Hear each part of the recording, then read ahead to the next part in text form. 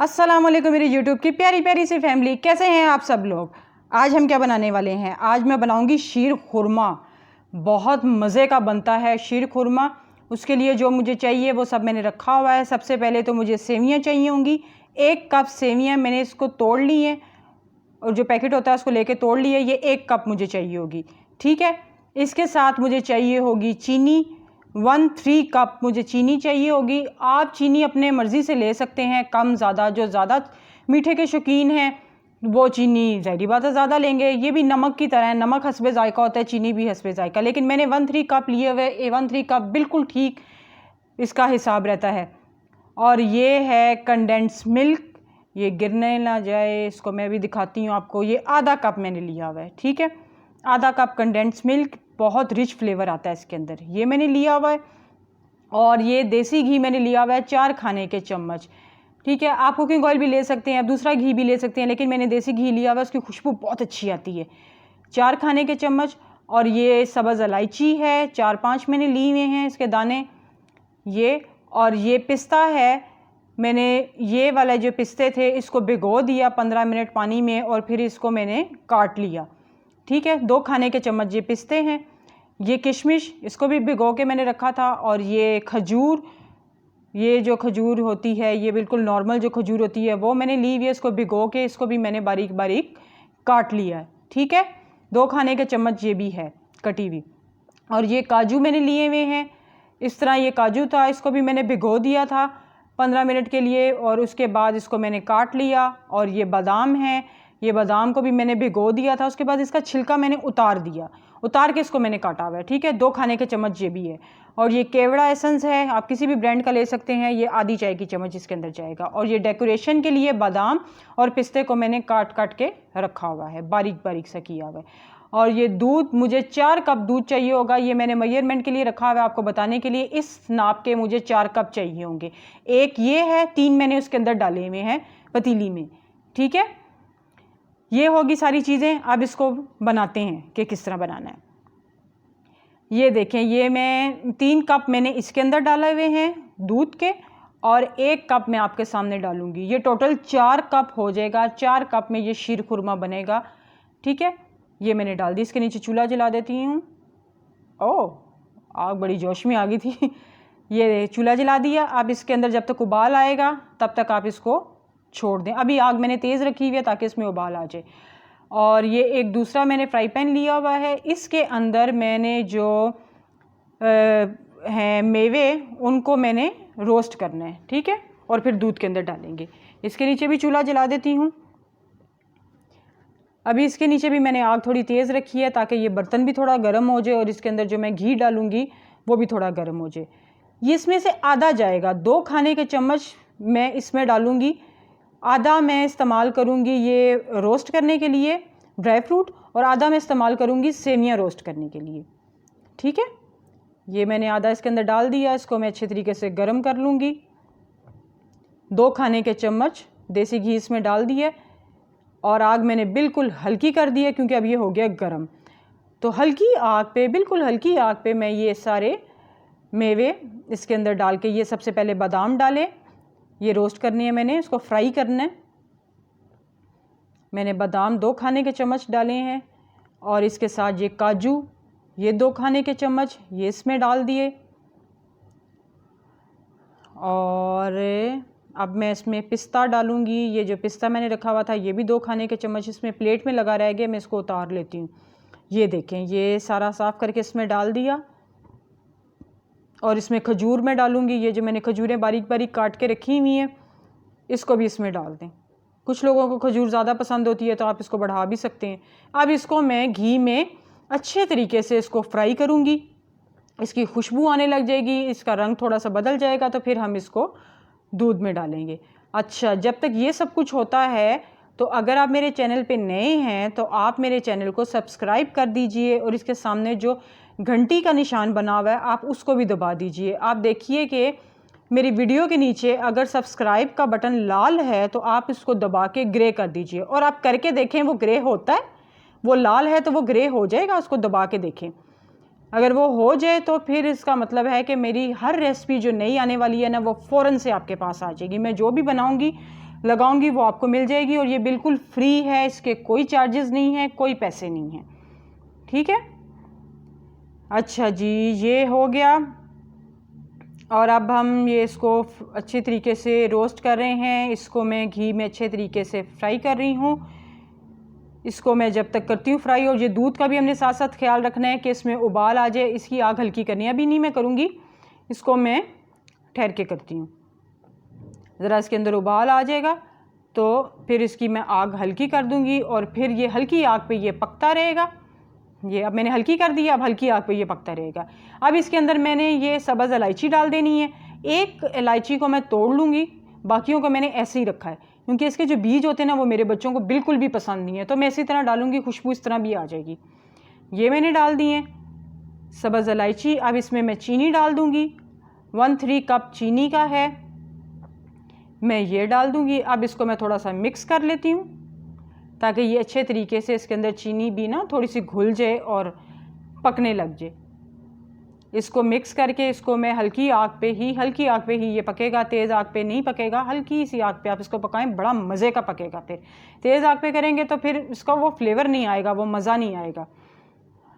اور اب وہ دودھ ایک طرف پک رہا ہے، اس کو آپ الگ پکنے دیں، اور اس طرف آپ یہ روسٹ کرتے رہیں۔ یہ ساتھ ساتھ دونوں کام ہوں گے، 15 منٹ لگیں گے، اور یہ شیر خورما مزیدار قسم کا تیار ہو جائے گا۔ بہت مزہ آئے گا، عید پہ آپ بھی بنائیے گا، بہت مزیدار بنتا ہے یہ، اور بہت جلدی بن جاتا ہے، جھٹ پٹ بن جاتا ہے، آسان ریسیپی ہے اور بہت لذیذ بنے گا۔ عید پہ یہ میووں کی خوشبو اور یہ سیویوں کی خوشبو، بچیوں کے ہاتھوں میں جو مہندی کی خوشبو ہوتی ہے وہ اتنی اچھی لگتی ہے نا، چوڑیوں کی کھن کھن، واہ! عید کا تو بس ماحول ہی اور ہوتا ہے۔ عید الفطر پہ تو کہا جاتا ہے کہ وہ میٹھی عید بھی، اس کو میٹھی عید بھی کہا جاتا ہے، چھوٹی عید بھی کہا جاتا ہے۔ یہ خوشبو آپ کو بھی میں سنگھا رہی ہوں، کتنی اچھی اس کی آ رہی ہے، یہ فرائی ہو گیا نا، آپ بھی اس کی خوشبو سنگیں۔ یہ چھوٹی عید کو میٹھی عید کہا جاتا ہے، تو یہ میٹھی عید پہ تو پھر میٹھے ہوں اور مزے مزے کے بنے ہوں تو پھر تو کیا ہی بات ہے۔ تو آپ بھی یہ ضرور ٹرائی کیجئے گا، بہت زبردست ریسپی ہے یہ، اور بہت مزے کا بنتا ہے اور بہت جلدی بن جاتا ہے۔ ساتھ ساتھ میں دودھ کو بھی مکس کرتی جاؤں گی تاکہ یہ نیچے سے کہیں لگ نہ جائے، اور ساتھ ساتھ یہ میوے بھی میں ساتھ فرائی کرتی جاؤں گی، دونوں کام اکٹھے ہوتے جائیں گے، پتہ بھی نہیں چلے گا، اور یہ شیر خورما بن جائے گا۔ شیر خورما کس کس کا پسندیدہ ہے؟ میرے بچوں کا بہت پسندیدہ یہ ہے، ڈش ہے، سویٹ ڈش ہے، وہ بہت شوق سے کھاتے ہیں۔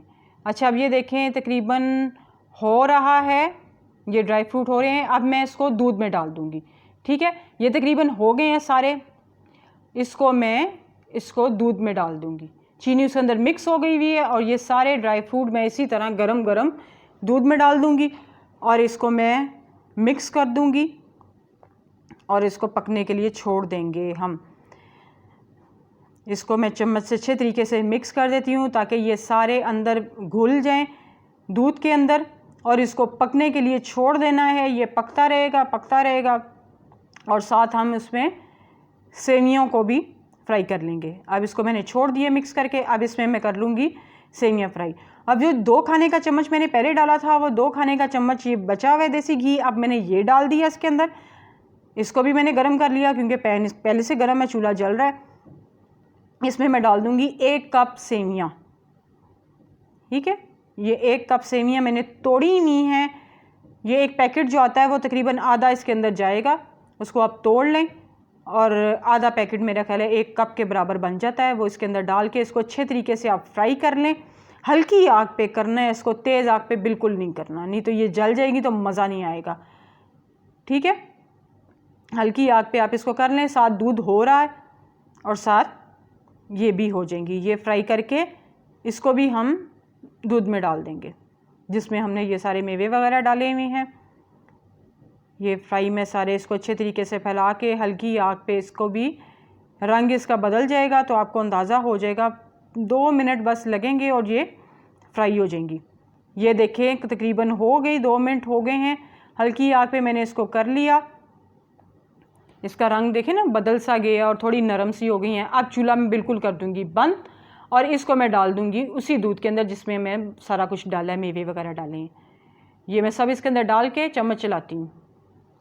یہ دیکھیں جی، میں نے ساری سوئیاں اس کے اندر ڈال دی ہیں. اب میں نے چمچ چلایا ہے اس کے اندر. اب اس کے اندر میں نے ڈالنا ہے کنڈینس ملک اور کشمش. یہ پہلے کشمش جائے گی اس کے اندر آخر میں, اور کشمش کو فرائی نہیں کرنا. اور یہ کنڈینس ملک جو آدھا کپ ہے یہ اس کے اندر میں اچھے طریقے سے صاف کر کے وہ ڈال دوں گی. بس کشمش کو آپ نے فرائی نہیں کرنا, باقی سب چیزوں کو آپ نے فرائی کرنا ہے. ٹھیک ہے, یہ میں نے اچھے طریقے سے صاف کر کے یہ اس میں نے ڈال دیا. کنڈینس ملک سے بہت رچ فلیور آتا ہے, بہت گاڑھا گاڑھا, بہت مزے کا فلیور آتا ہے, اور 2 منٹ میں یہ تیار ہو جاتا ہے. یہ سب میں اس کو پکنے 5 منٹ سے اس کو تقریباً پکاتی رہوں گی. 5 منٹ میں یہ گاڑھی سی ہو جائیں گی. بہت زیادہ گاڑھا نہیں کرنا, کیونکہ فریج میں جا کے یہ ٹھنڈی ہوں گی تو یہ اور زیادہ جم سی جائیں گی, تو اس کو تھوڑا سا آپ نے پتلا رہنے دینا ہے.